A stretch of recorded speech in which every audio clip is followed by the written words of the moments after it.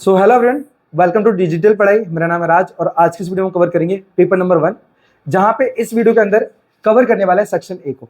Okay, अगर हम बात करते हैं यहाँ पे पेपर नंबर 1 के अंदर सेक्शन ए के अंदर, तो अपने पास यहाँ पे है चूज द करेक्ट आंसर। ठीक है, तो अपने पास यहाँ पे क्या दिया गया है, द्विचल सुरेख समीकरण युग्मा a1/a2 not equal to b1/b2 होता है तो तेना उकेल होए छे। तो कहने का मतलब ये कि हमारे पास समीकरण दिया गया है और यहाँ पे कंडीशन दी गई है a1/a2 not equal to b1/b2, मतलब दोनों कंडीशन में क्या बराबर नहीं है, और बराबर ना होने की वजह से इसके आंसर कितने होंगे वो हमें बताना है। ठीक है, तो ऑलवेज याद रखना इसके जो आंसर होंगे ना वो हमारे पास होंगे 1।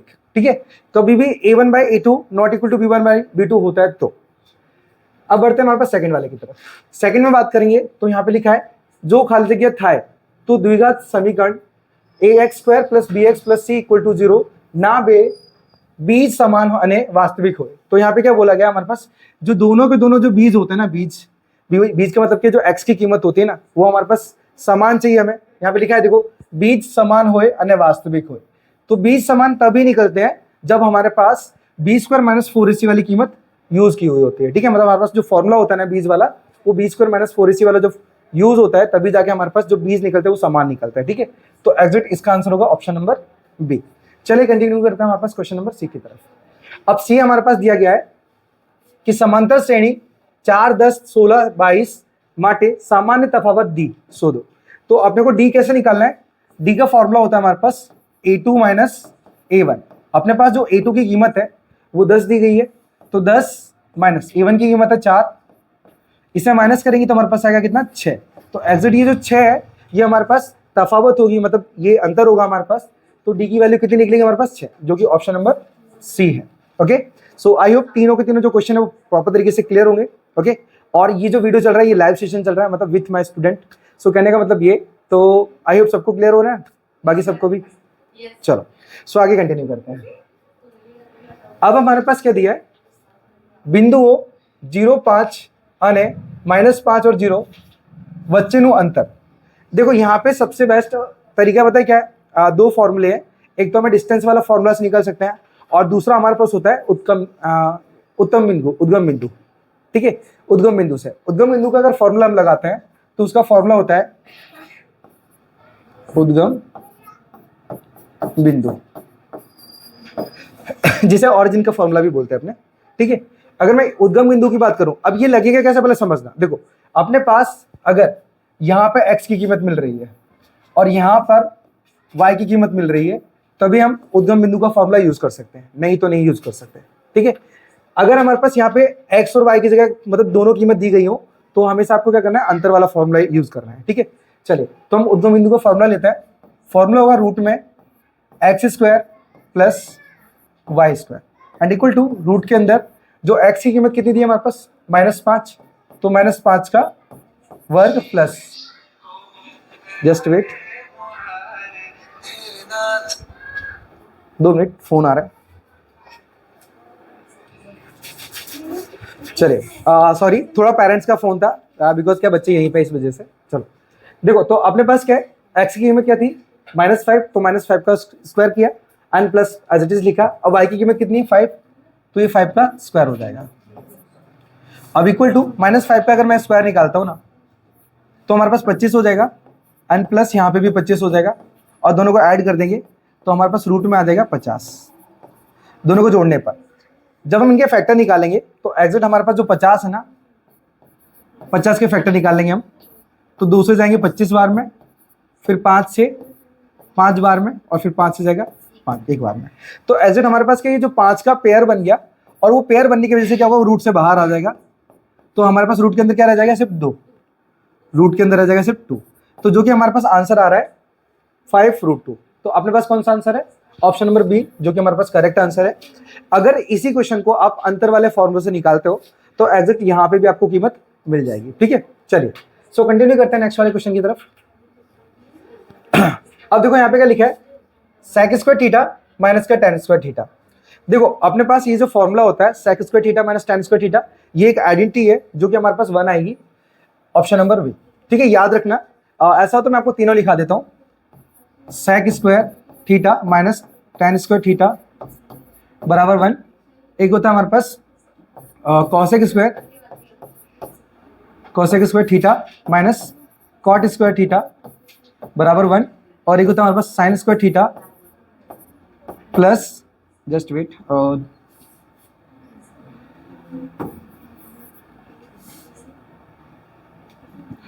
Square sine square theta plus cos square theta बराबर 1।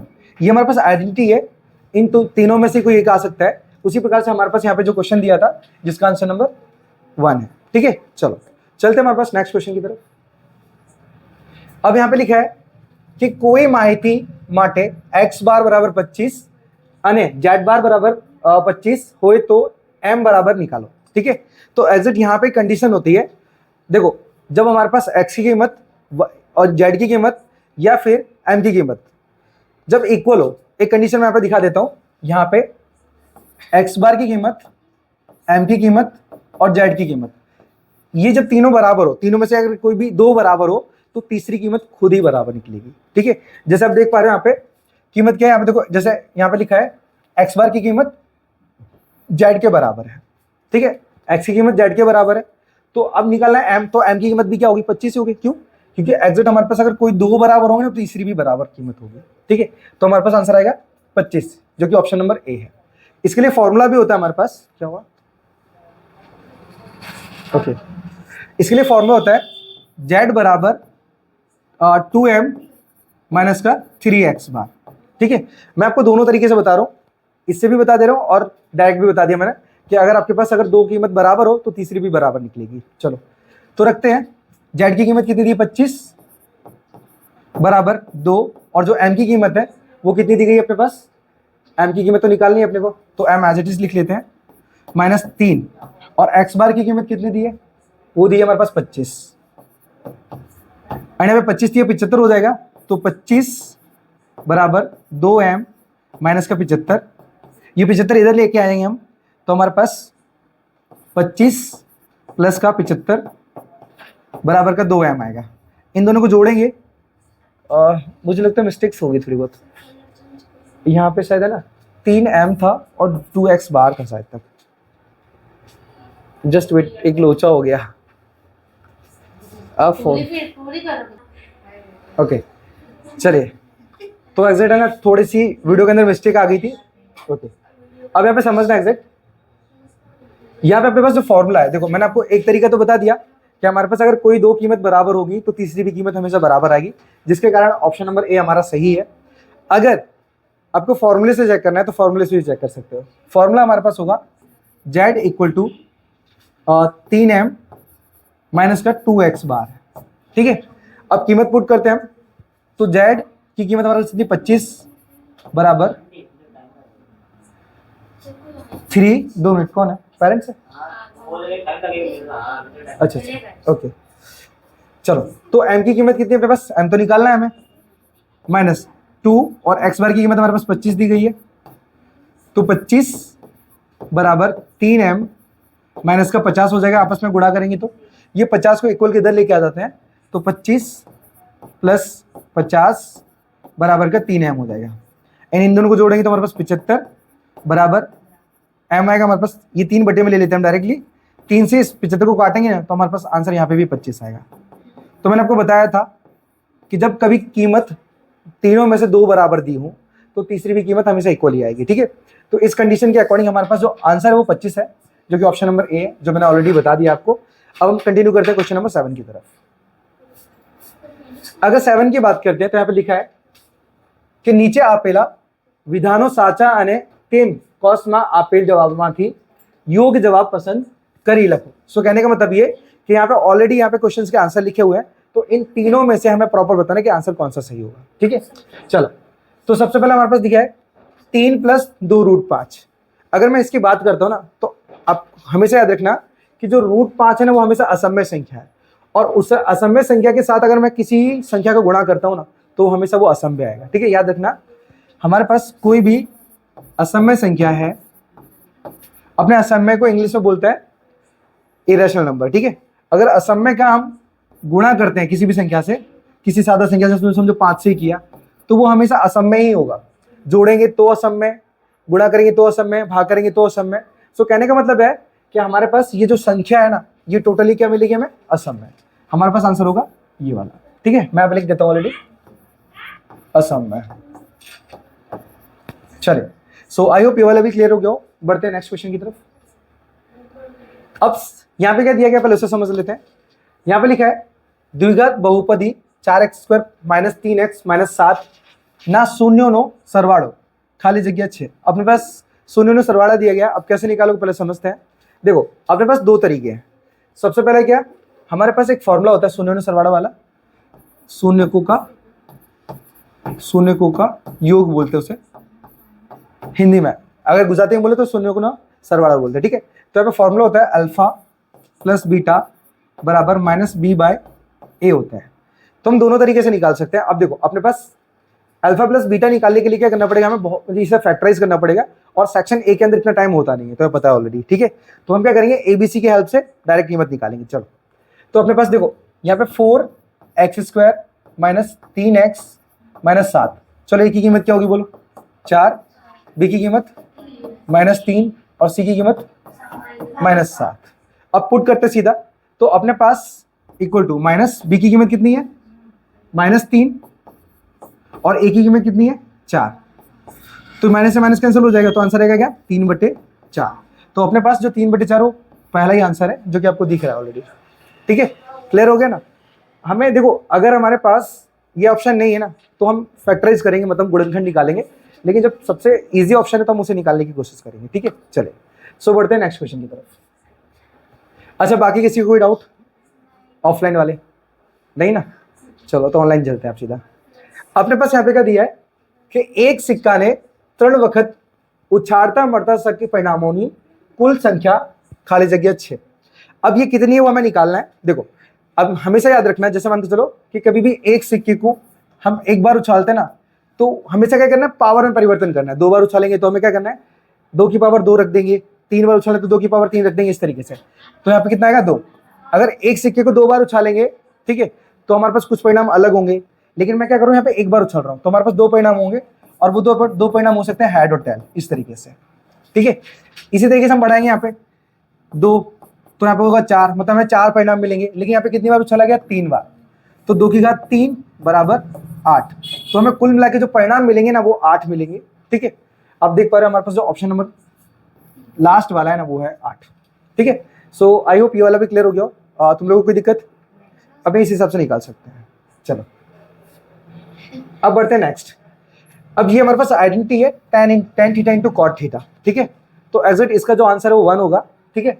इसका आंसर 1 होगा, जो कि ऑलरेडी यहाँ पे दिया गया है।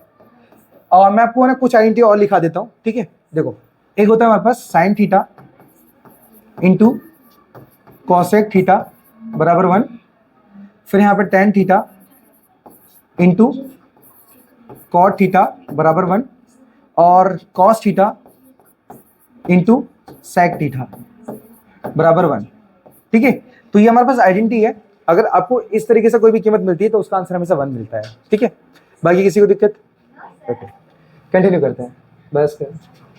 चलो अब यहाँ पे क्या लिखा है कि वर्तुल ने वधु में वधु खाली जगह समांतर स्पर्श हो ही सके। तो ऑलवेज याद रखना कि कभी भी हम वर्तुल की बात करते हैं, मतलब गोले की बात करते हैं, सर्कल की बात करते हैं, तो यहाँ पे मैक्सिमम जो अपने पास स्पर्शक होते हैं वो कितने होते हैं उसे समझते हैं। और समांतर में देखो, जैसे मान के चलो कि मैंने यहां से एक स्पर्शक निकाला, स्पर्शक याद रखना वो क्या करेगा, हमेशा इंटीरियर में नहीं जाएगा, मतलब अंदर नहीं जाएगा, सिर्फ टच करेगा खाली सर्कल को, ठीक है। तो उसी तरीके से अगर मैं एक और की बात करूं तो यहाँ पे एक और आ जाएगा कुछ इस तरीके से, ठीक है। लेकिन अगर मैं तीसरा कोई बनाना चाहूंगा ना यहाँ पे, तो वो रॉन्ग हो जाएगा। तो एग्जैक्ट हमारे पास क्या है, मैक्सिमम कितने स्पर्शक मिले हमें, 2, जो कि समांतर बन सकते हैं। बाकी अगर तीसरा निकालने की कोशिश करेंगे तो हमारे पास सब खराब हो जाएगा, ठीक है। तो इसीलिए हमारे पास जो मैक्सिमम है ना, जो समांतर स्पर्शक बनते हैं ना, वो हमारे पास बनते हैं 2, जो कि हमारा आंसर है, ठीक है। क्योंकि अगर तीसरा स्पर्शक बनाएंगे ना तो हम कैसे बनाएंगे, अगर इसको टेढ़ा कर देंगे तो दो खराब हो जाएंगे बाकी के, समझ रहे हो। चलो सो बढ़ते हैं नेक्स्ट वाले की तरफ। ओके, अपने पास यहाँ पे जो क्वेश्चन दिया गया है उसे समझ लेते हैं। यहाँ पे लिखा है कि -2 -3 0 1 3 2 7 9 मध्यस्थ खाली जगह 6। तो अपने पास यहाँ पर सबसे पहले ऐसे क्वेश्चन दिए हो जब मध्यस्थ, मध्यक या फिर माध्य या फिर बहुलक पूछा हो, तो हमें क्या करना है, पहले उसे रीअरेंज करना है। रीअरेंज कैसे करेंगे, जो संख्या सबसे छोटी है पहले उसे ले लेंगे। तो हमारे पास सबसे छोटी संख्या है -3, तो -3, फिर -2, फिर हमारे पास कोई है कोई भी नहीं है, तो हम सीधा लेंगे 0, 0, फिर 1, फिर 2, 3 और 7। ठीक है, कुछ इस तरीके से। अब अपने पास क्या है, कुल संख्या कितनी है, 1, 2, 3, 4, 5, 6, 7। तो इसकी जो मध्य कीमत होगी ना, वही हमारा आंसर हो जाएगा एक तरीके से। ठीक है, तो अपने पास मध्य कीमत कौन सी दिख रही है हमें, एक, देखो आपको दिख रहा है यहाँ पे, ये 1, 2, 3। ठीक है, यहां से देखेंगे तो 1, 2, 3, तो बीच की कीमत कौन सी हमारे पास, 1, और वही हो जाएगा हमारे पास इसका आंसर। ठीक है, ये हमारे पास इसका आंसर होगा 1। क्लियर, कोई डाउट, एकदम इजी एक तरीके से। चलो अब नेक्स्ट हमारे पास है सही और गलत, उन्हें समझ लेते हैं। यहाँ पे लिखा है कि नीचे आपेला विधानों खरा छे के खोटा ते जणावो। तो हमें सही और गलत बताना है। देखो अगर हम देखेंगे यहाँ पे कुछ संख्या अविभाज्य होती है, भाज्य होती है इस तरीके से, तो अपने पास क्या दिया है 17, 23 और 29, इनका गुसा कितना होगा। गुसा का मतलब होता है हमारे पास अपने उसको क्या बोलते हैं, लासा, लासा नहीं मासा बोलते हैं, मासा अपने हिंदी में मासा बोलते हैं, और गुजराती में घूसा बोलते हैं। ठीक है, घूसा। ठीक है, चलो तो अपने पास अगर मैं देखो इन संख्या की बात करेंगे, हमारे पास ये जो संख्या है ना, ये अविभाज्य है, और जो अविभाज्य का मतलब होता है हमारे पास अपरिमेय, सॉरी हाँ अपरिमेय संख्या है। तो जब भी कभी ये ऐसी जो संख्या होती है जो प्राइम नंबर कहते हैं हम इनको, तो इन सभी जो नंबर्स के जो फैक्टर निकलते हैं ना, वो या तो खुद होते हैं या फिर 1 होता है। तो हमारे पास कॉमन नंबर क्या होगा 1। ठीक है, और जिसके कारण हमारे पास क्या हो जाएगा, गुस्सा 1 बनेगा। ठीक है, जो कि हमारे लिए करेक्ट आंसर है। क्लियर, नेक्स्ट की बात करते हैं। तो नेक्स्ट में लिखा है कि आकृति में कोई बहुपदी y बराबर p ऑफ x नो आलेख આપેલ છે, तो આ કિસ્સામાં p ऑफ x ના શૂન્યોની સંખ્યા 2 છે। तो याद रखना कि हमारे पास जब कोई जो ग्राफ होता है ना, उस ग्राफ पर अपने पास जो लाइन होती है ये वाली, जिसको तिर्यक रेखा कहते हैं, इस रेखा को हम तिर्यक बोलते हैं। तो वो जो तिर्यक रेखा x के ऊपर जितनी बार टच करेगी ना, उतने ही हमारे पास शून्यक बनते हैं। यहाँ पे देखो कितनी बार टच की है, 1 बार, तो हमारा आंसर क्या होगा 1। यहाँ पे कितना बोला है, सही हो गया गलत, सिंपल सी बात है। तो एग्जैक्ट ये वाला जो आंसर है वो हमारा रॉन्ग है। ठीक है, चलिए सो कंटिन्यू करते हैं हमारे पास नेक्स्ट की तरफ। आओ चलते इधर, आओ अब इधर चलते आ जाओ। चलो अपने पास लिखा हुआ है द्विचल सुरेख समीकरण युग्म 2x + 3y = 12 અને 3x + 2y = 18 होए तो x + y = 5 થાય। तो ये भी हमारे पास सही गलत है। सबसे बेस्ट तरीका क्या है सेक्शन ए के अंदर अटेंड करने का, तो जो हमारे पास समीकरण हो ना उन सबको जोड़ लो। चलो जोड़ लेते हैं। तो 2x + 3y = 12 और यहाँ से 3x + 2y = 18, इनको जोड़ लेते सीधा। चलो तो यहाँ पे 5x + 5y = 30। ये जो 5 है ना यहाँ पे दोनों जगह आ रहे हैं, तो हम 5 को बाहर कॉमन ले लेंगे, तो अपने पास 5 बाहर आ जाएगा, अंदर आएगा x + y = 30। 5 से ये 6 बार में हमारे पास 30 कट जाएगा, तो x + y बराबर आएगा हमारे पास 6। तो अब देखोगे हमारे पास जो x और y को जोड़ने पर हमारे पास आंसर मिल रहा है 6, लेकिन यहाँ पे कितना बताया 5, और इसी वजह से वो इक्वल नहीं है, मतलब हमारा आंसर गलत है। मतलब हमारा आंसर नहीं है, इसमें दिया हुआ कीमत गलत है। ठीक है, चलो तो मतलब ये भी क्या है, रॉन्ग है। ठीक है, एज अ रॉन्ग, गुजराती में खोटू के बाद खोटू, बराबर।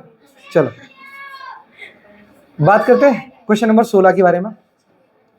तो यहाँ पे क्या लिखा है, अशक्य। अशक्य का मतलब क्या होता है, हमारे पास असंभव घटना, जो घटना कभी घट ही नहीं सकती।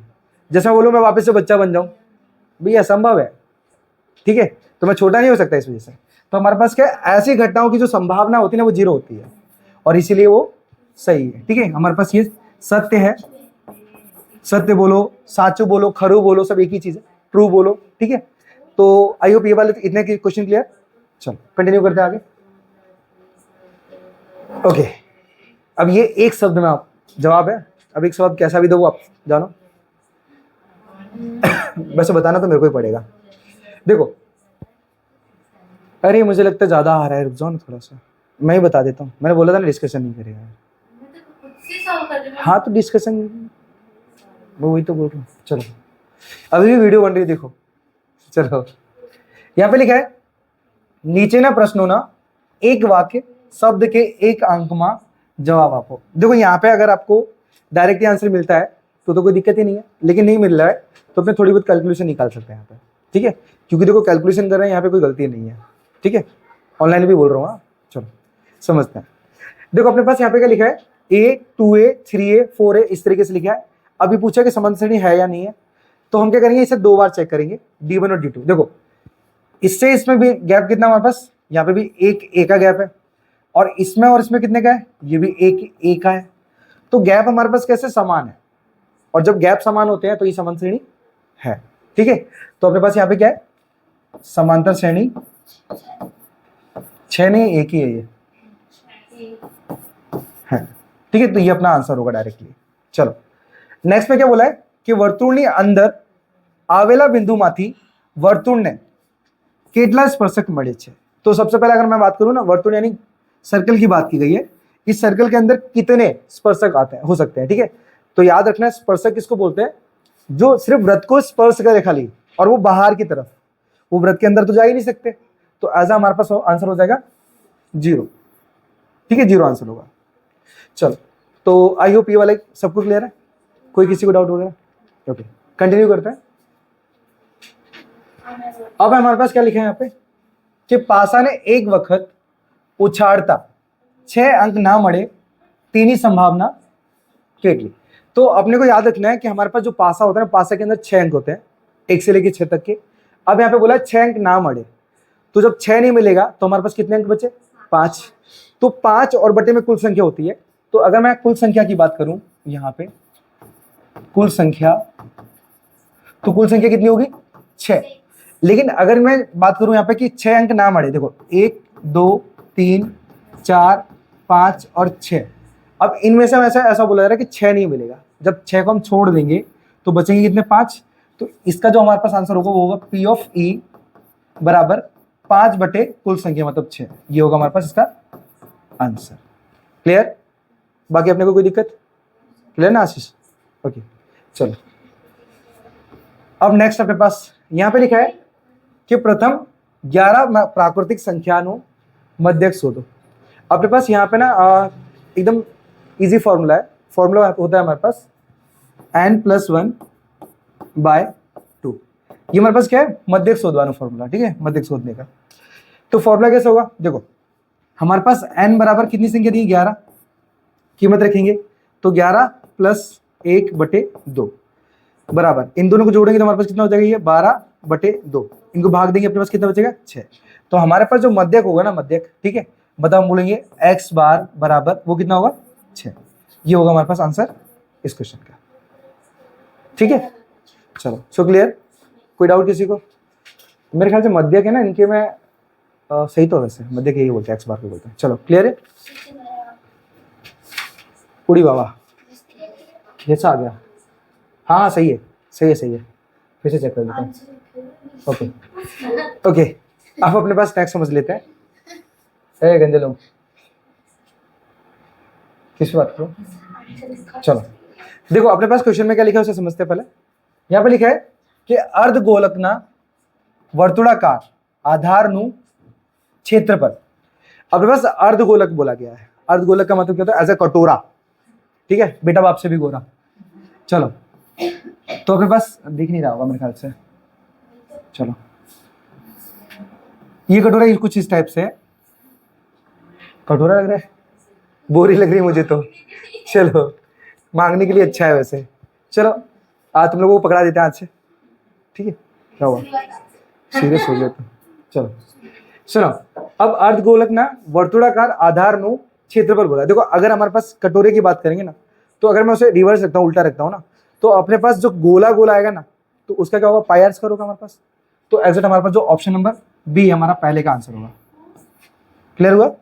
देखो हमारे पास जो कटोरा रखे ना, उस कटोरे को हम क्या करें, उल्टा रख रहे हैं। जब इसको उल्टा रखेंगे तो हमारे पास क्या होगा, यहाँ पे सिर्फ परिधि होगी, और परिधि क्या गोल होती है, और गोले का क्षेत्रफल क्या होता है, पाई आर स्क्वायर, जो कि ऑप्शन नंबर बी हमारा आंसर है पहले का, ठीक है। सेकंड की बात करें तो आप लिखा है 5 रुपया ना सिक्कानुघनफल। तो पहले याद रखना कि 5 का जो सिक्का होता है ना हमारे पास, उसकी लंबाई, चौड़ाई और ऊंचाई तीनों होती है, ठीक है। क्योंकि यहाँ पे जो कुछ हमारे पास मोटाई होती है और मोटाई के कारण वो घनफल बन जाएगा उसका। तो यहाँ पे जो फॉर्मूला निकलेगा ना हमारे पास, वो निकलेगा 2πr²h। मतलब क्या है, जब हम क्या करते हैं, कोई जो सिक्का होता है ना गोल होता है, तो यहाँ पे क्या होगा, सिक्के का कुछ आयतन होगा और उस आयतन के आधार पर वो एक बेलनाकार बनेगा। और बेलन का जो हमारे पास क्षेत्रफल होता है ना, वो होता है πr²h। क्षेत्रफल नहीं, सॉरी, घनफल बोलते हैं, ठीक है। तो घनफल का फॉर्मूला क्लियर हो गया अपने पास, क्लियर ना, ये πr² क्यों आया। ओके चलो, तो आई होप ये वाले क्लियर हो गया हो। अब बढ़ते हैं नेक्स्ट वाले की तरफ। तो हमारा 21 और 22 दोनों हो गया है। 23 की बात करते हैं। तो बोला थीटा खूणावाड़ा वृत्तांश ना चापनी लंबाई, ठीक है। तो चाप की लंबाई बोला गया हमारे पास, और इसका फॉर्मूला होता है θ/360 गुणे 2πr। ये फॉर्मूला है। अगर मैं अब 2 से इसे 360 को काटूंगा तो बचेगा हमारे पास 180, जो कि हमारे पास πr/180 होगा। अब देखो इसमें आंसर कौन सा हमारे पास, आंसर हमारे पास सी है। तो हमारे पास जो 23 वाला है ना, उसका ऑप्शन नंबर सी हमारे पास करेक्ट आंसर होगा, ठीक है। क्लियर ना। देखो अब मैं बता रहा था कि एग्जैक्ट ये अपने पास 2024 का बोर्ड का एग्जाम का पेपर है, ठीक है, जो कि अपने असाइनमेंट के अंदर आया है। चलो नेक्स्ट की बात करते हैं अपने पास। अब नेक्स्ट में लिखा है कि वर्तुल की परिधि। तो हमारे पास देखो, अगर मैं वर्तुल की परिधि की बात करता हूँ, जिसको हम पैरीमीटर भी बोलते हैं, ठीक है, लेकिन पैरीमीटर के अंदर क्या होता है, हमारे पास आर भी आ जाती है, ठीक है। जैसे मान के चलो ये हमारे पास गोला है, ये सर्कल है। अगर मैं यहाँ पे सर्कमफ्रेंस की बात करूंगा, सिर्फ परिधि की, तो एग्जैक्ट क्या होता है, हमारे पास सिर्फ इतनी वैल्यू आती है, ये वाली यहाँ तक, ठीक है। तो उसका फॉर्मूला क्या होता है हमारे पास, 2πr होता है। क्या होता है, 2πr। लेकिन हम क्या कर सकते हैं, ये जो 2r है ना, इसको d के रूप में रिप्रेजेंट कर सकते हैं। क्योंकि यहाँ पे क्या होता है, एक त्रिज्या ये वाली हो जाती है और एक ये वाली हो जाती है। तो हमारे पास 2 त्रिज्या से मिलके एक डायमीटर बन जाता है। ये आपको दिख रहा है पूरा डायमीटर, ये डायमीटर बन जाता है। तो एज इट हम इसे πd भी लिख सकते हैं, πd, जो कि हमारे पास आंसर होगा ए, ठीक है। तो मतलब जो 24 वाला आंसर है ए, ठीक है। तो ये πd क्लियर हो गया किस प्रकार से आया। सो कोई दिक्कत, तो ये वाला वीडियो हम करते हैं यहीं पे स्टॉप, फिर नेक्स्ट बढ़ेंगे नेक्स्ट वीडियो में, ठीक है। चलते हैं नेक्स्ट वीडियो, तब तक टाटा।